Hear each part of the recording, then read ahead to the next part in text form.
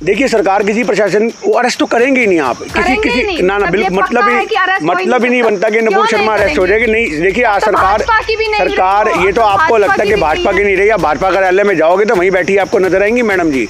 आपको नवीन जिंदल भी वहीं बैठे नजर आएंगे। जिन्होंने पत्थरबाजी करी है, आप ये कह रहे हो पत्थरबाजी जिन्होंने करी है उनको आप पकड़ो, आपको पता लग जाएगा कि वो भी किनके गुड़ गए हैं। आपको 50 मुसलमानों में 5 मुसलमान ऐसे भी दिखेंगे जो सरकार के द्वारा भेजे गए होंगे। ये भी बात आप याद रखना। लोग कह रहे हैं कि भैया भारत नहीं झुकेगा। अरे भारत तो कभी ना झुका है ना कभी झुकेगा। हिंदुस्तान किसी के आगे नहीं झुका, भारत किसी के आगे नहीं झुका। अगर झुकेगी तो सिर्फ नुपुर शर्मा झुकेगी तो मोदी सरकार झुके। आप ये बात याद रखिए। आज अगर हम किसी को बोले ये मेरा साला है, अगर वो साला है तो वो साला सुनने में अच्छा लग रहा है, पर हम किसी को ऐसे बोले ओए तू मेरा साला है, तो ये शब्दों का फर्क होता है। आपने सारी खबरें देखी हैं। नुपुर शर्मा के विरोध में उनको अरेस्ट करने के लिए एक लगातार मांग चल रही है। लगातार इस वक्त जो ट्रेंड है वो यही चल रहा है कि नुपुर शर्मा को अरेस्ट किया जाए। जामा मस्जिद हो, बंगाल हो, यूपी का सहारनपुर हो, हर जगह इस वक्त हिंसा जैसा माहौल देखने को मिल रहा है। क्या कहेंगे इस मुद्दे पर? देखिए सबसे बड़ी बात है, आपने बोला हिंसा जैसा माहौल है। हिंसा नहीं है, प्रदर्शन को आप हिंसा मत कहिए। सबसे पहली बात तो ये है लोगों को विरोध। देखिए पत्थरबाजी सरकार का दायित्व है उन चीज़ों को रोकना। अगर आप प्रदर्शन हो रहे हैं, उन प्रदर्शन में पत्थरबाजी हो रही है तो उन पत्थरबाजियों को पकड़ो। वो कौन है, किस धर्म के हैं, उनका आप ये चेक करोगे ना। सरकार की प्रशासन की जिम्मेदारी है। पर आप ये बात बोलो कि लोकतंत्र में हमें विरोध करने का अधिकार नहीं, तो वो गलत होगा। आज लोकतंत्र में प्रदर्शन करने का अधिकार है। नबी के बारे में बहुत गलत शब्द बोले हैं, तो आज ही सरकार की जिम्मेदारी बनती है कि नुपुर शर्मा को खाली बर्खास्त नहीं करना चाहिए था, उसके ऊपर कार्रवाई करनी चाहिए थी। प्रशासन की जिम्मेदारी है कि आपने खाली एफआईआर करके छोड़ दिया, उसको अरेस्ट करो। तो अरेस्ट करने की मांग क्या गलत है? पर अरेस्ट अब तक तो नहीं हुआ है ना। जब आप ये सोचिए ना कि जब निष्कासित करने में 10 दिन लगा दिए तो अरेस्ट करने में कितना समय लग सकता है। देखिए सबसे बड़ी बात ये है कि अगर आप बात करो अरेस्ट करने की, एफआईआर रोज करती हैं हजारों लोगों के खिलाफ। पर आज जो बड़े बड़े लोग होते हैं, नेता होते हैं, इनकी अरेस्टिंग नहीं होती। सबसे बड़ी बात है हमारा न्यायालय आज जो है वो खत्म हो चुका है। आप कोर्ट कचहरियों से कोई उम्मीद मत रखो, आप थानों से कोई उम्मीद मत रखो। थोड़े दिन बाद तो एफआईआर भी आपको फटी हुई नजर आ जाएगी। ये भी मैं आपको बता दूं, जिस पर्चे में एफआईआर होगी वो पन्ने ही गायब हो जाएंगे। सरकार इनकी, प्रशासन इनका, न्यायालय इनके, तो एफआईआर का क्या मतलब रह गया? ये सिर्फ और सिर्फ जब खाड़ी देशों ने प्रेशर बनाया तो ये उस प्रेशर का असर है कि आज एफआईआर करने की मजबूरी बन चुकी है सरकार की। इससे तो और कुछ भी नहीं है। तो अब सरकार कौन से प्रेशर की जो है उम्मीद कर रही है कि जिसके बाद अरेस्ट होगा? देखिए सरकार किसी प्रशासन वो अरेस्ट तो करेंगे ही नहीं। आप किसी ना बिल्कुल मतलब ही नहीं बनता कि नुपुर शर्मा अरेस्ट हो जाएगी। नहीं देखिए आज सरकार ये तो आपको लगता है कि भाजपा की नहीं रही। आप भाजपा कार्यालय में जाओगे तो वहीं बैठी आपको नजर आएंगी मैडम जी। आपको नवीन जिंदल भी वहीं बैठे नजर आएंगे। ये तो सिर्फ और सिर्फ निष्कासन जो किया गया पब्लिक को शांत करने के लिए, जनता को अपने हाथ में रखने के लिए, अपने लोगों को खुश करने के लिए किया गया कि हाँ देखो जी आज खाड़ी देशों ने हमारे पे प्रेशर बनाया तो हमने उनको निकाल दिया। पर हकीकत ये है कि वो निकालना भी सिर्फ और सिर्फ एक कागजी कार्रवाई है, इससे ऊपर और कुछ नहीं है। आप कह रहे हैं कि अभी भी भाजपा में शामिल है, इवन सिक्योरिटी तक उन्हें दे दी गई है इस वक्त जो है। तो वो तो मिलेगी सिक्योरिटी। जगह जगह प्रदर्शन हो रहे हैं आज सिक्योरिटी है। तो आपको पता ही है गवर्नमेंट के नज़र में कोई भी इंसान अगर देशद्रोह के मामलों में भी लिपटा हो तो उसको भी सिक्योरिटी देते हैं। ये तो फिर भी भाजपा की नेत्री थी तो इनको तो सिक्योरिटी मिलेगी। बाकी ठीक है वो एक पर्सनल मुद्दा है कि गवर्नमेंट का कि उनकी शान पे, उनकी आन पे, उनकी जान पे कोई बात ना बनाए तो उनको सिक्योरिटी दी गई है। पर आज सोचने की बात यह है कि जो हमारे देश के माहौल ख़राब कर रहे हैं उनको आप सिक्योरिटी दे रहे हो। अरे उनको तो हवालात दो ना भैया, आप सिक्योरिटी काहे को दे रहे हो?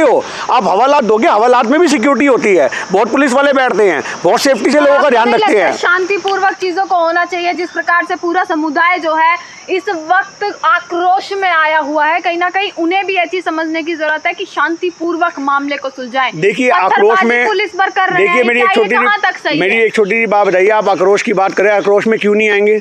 आप कार्रवाई को लंबा क्यों खींच रहे हो? आप क्या उसे ठंडे बक्से में डालना चाहते हो? बड़ी बड़ी कार्रवाइयाँ होती हैं, उसके बाद उनको टाल दिया जाता है तो वो ठंडे बक्से में चली जाती है, उसके बाद उनकी कोई कार्रवाई नहीं आगे बढ़ती। आज सोचने की बात यह कि प्रशासन को चाहिए, मोदी सरकार को चाहिए कि बर्खास्त करने से कुछ नहीं होगा। आप तो इंटरनेशनल लेवल पे अपनी एक नेत्री को बचाने के लिए उनसे आप पंगा ले रहे हो। आप ये बात बताओ, खाड़ी देशों से हमारा एक्सपोर्ट कितना होता है आप जानती हैं? 53% का एक्सपोर्ट होता है हमारा। आज वो एक्सपोर्ट के हर जाने कौन भुगतेगा?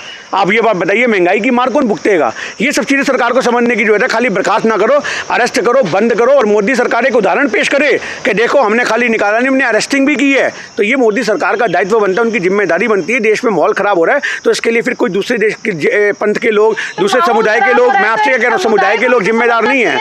मैं प्रदर्शन क्यों नहीं करेंगे? किसने कह दिया आपको? जिन्होंने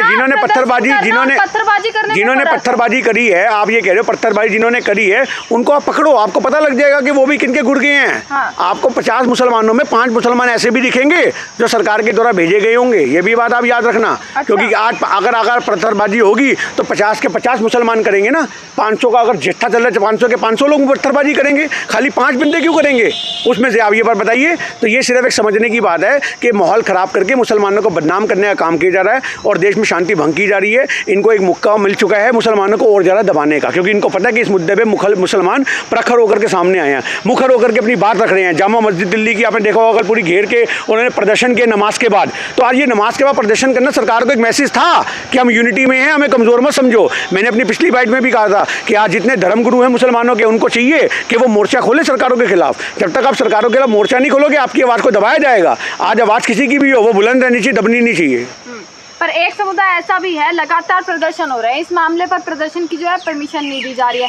पर दूसरी तरफ देखेंगे तो नुपुर शर्मा के फेवर में भी लोग उतर चुके हैं, अब समर्थक जो है देखिए कि ये सब चीज़ें किताबों में लिखी हुई थी और किताबों में लिखी हुई चीज़ अगर कोई बोलेगा तो वो गलत नहीं है। देखिए, बोलने का एक तरीका होता है, एक शब्दों की मर्यादा होती है। जब आप अपने शब्दों की मर्यादा खोदोगे तो आज लोग आपके अगेंस्ट खड़े हो जाएंगे। आप ये बात याद रखिए। आज अगर हम किसी को बोले ये मेरा साला है, अगर वो साला है तो वो साला सुनने में अच्छा लग रहा है, पर हम किसी को ऐसे बोले ओए तू मेरा साला है, तो ये शब्दों का फ़र्क होता है, बोलने के लिहाजे में फ़र्क होता है कि कई बार तो साला सही मायने में रिश्ता होता है, पर कई बार साला सही मायने में गाली होती है। ये शब्दों का फ़र्क होता है, ये चीज़ आपको समझने की ज़रूरत है।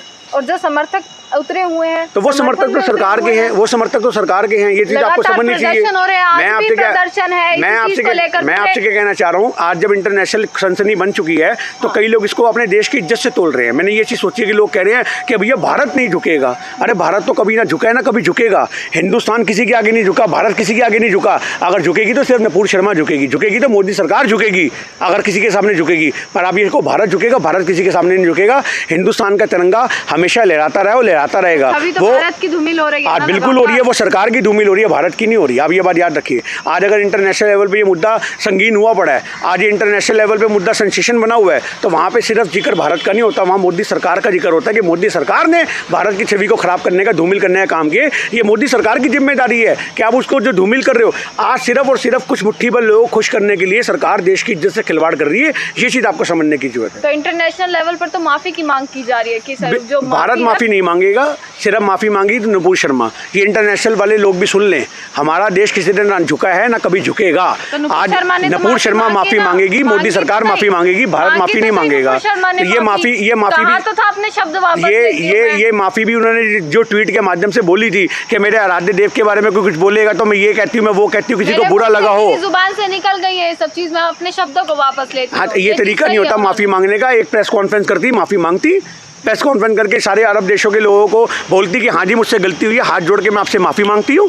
हिंदुस्तान की प्रथा तो ये है कि आप माफ़ी भी मांगो तो हाथ जोड़ोगे, आप एटीट्यूड में किसी को सॉरी बोलोगे तो वो सॉरी का क्या मानने रह गया, बताइए आप। पर आप ये बताइए ना कि एक समुदाय की बात आप यहाँ पर कर रहे हैं, जब ज्ञानवापी मस्जिद वाला केस हुआ, जब वहाँ पर शिवलिंग मिली तो दूसरे समुदाय ने भी शिवलिंग को अलग अलग नाम दिए। देखिए तो वो गलत है, वो गलत है। देखिए मैं क्यों नहीं लोग उतरे, आप मेरा इंटरव्यू पिछले निकाल के आप देख लो, क्यों नहीं उतरे सड़क पर? भैया आप हिंदुओं से पूछो जाकर के क्यों नहीं निकले भैया। आप तो हिंदू हैं। मैं कह रहा हूँ ना, आप जाके उनसे पूछो कि भैया हिंदू क्यों नहीं निकले सड़कों पे। हमने तो अपनी बाइट में एक ही बात बोली है, हमेशा बोलेंगे और आज भी बोलेंगे कि देश के सभी समुदायों को मिलकर रहने की जरूरत है, भाईचारे को बनाने की जरूरत है। हिंदू हो मुसलमान हो, किसी भी इंसान को किसी के धर्म के बारे में मंदा बोलने का हक नहीं है। तब भी हिंदुओं को गलत बताया जा रहा था जब शिवलिंग को अलग अलग नाम दिए गए। सिर्फ और सिर्फ अंधभक्तों को गलत बताया जा रहा था। हिंदुओं के फेवर में तो मैं आज भी हूँ और हमेशा रहूँगा, चाहे मुसलमान हो उनके फेवर में भी रहूँगा, क्योंकि मैं सच का साथ देता हूँ और मेरी आवाज़ से सच निकलता है, इससे अलावा कुछ नहीं निकलता।